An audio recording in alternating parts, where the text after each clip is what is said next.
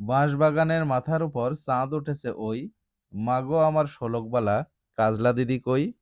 কবিতার চরণ দুটিতে বাঁশবাগান নিয়ে গ্রামীণ পরিবেশের সুন্দর একটি চিত্র ফুটে উঠেছে।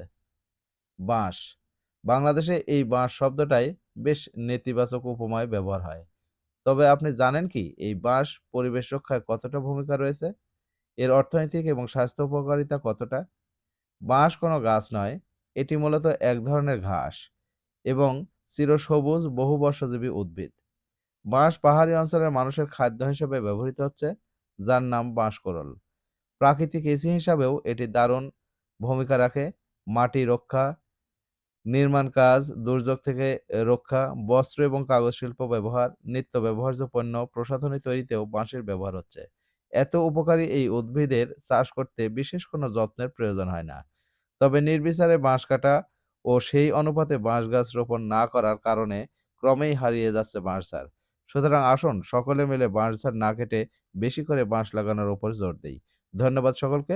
ভালো থাকবেন সকলে।